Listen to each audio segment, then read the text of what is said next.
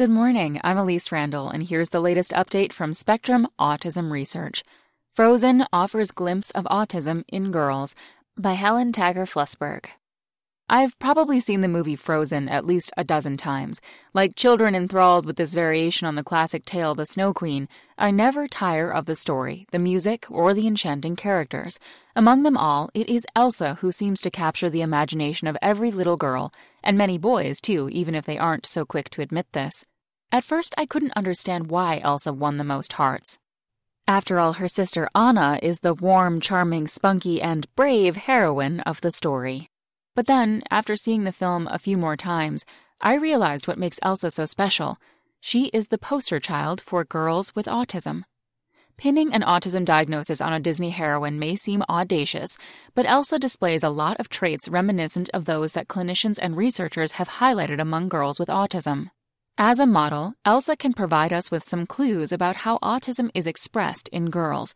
From the time she is a young girl, Elsa is less socially engaged and communicative than Anna. Although Elsa doesn't speak much, she sings beautifully, like several girls with autism that I have known. Around the time that she accidentally injures her little sister, Elsa virtually stops communicating and playing altogether. And when her parents die, she doesn't realize how much her younger sister needs her, not considering Anna's thoughts and feelings, even though she loves her. Elsa's social impairments reign at her coronation, where she remains distant from guests and refuses to dance with her many admirers. As her responsibilities as queen and Anna's guardian mount, Elsa experiences so much anxiety and sensory overload that she brings on a severe winter in the kingdom of Arendelle with her magical powers. That's when she runs away to create a castle of ice on the distant cliffs. Elsa's symptoms in the behavioral and sensory domains are also obvious. She has magical powers, akin to savant skills, that are sparked by her touch, which turns everything to ice. A symbolic reference to epilepsy, perhaps, as the patterns of ice resemble spikes of electrical activity. She wears gloves to ease her sensory hypersensitivity, just as some people with autism wear certain fabrics that are less likely to irritate them. We also see hints of Elsa's anxiety, so common in autism, her fears about her magical powers, her reluctance to be in the limelight as queen, and her desire to let it go. Toward the end, we also see her anxiety as Anna falls into a deep coma. Emulating Elsa.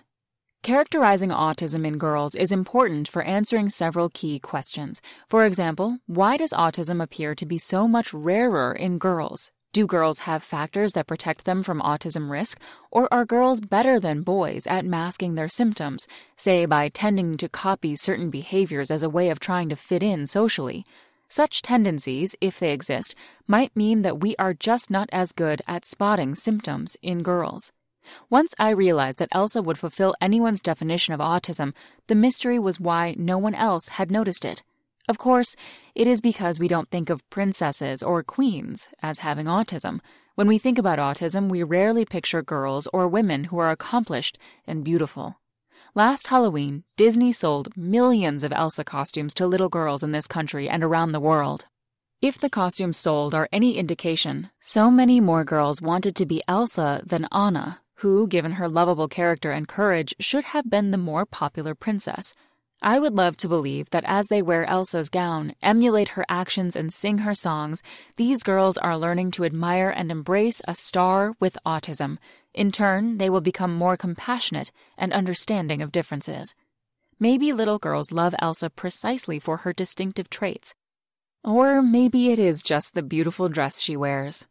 That's all for today. Check back next Monday for more content from Spectrum Autism Research, or go to spectrumnews.org.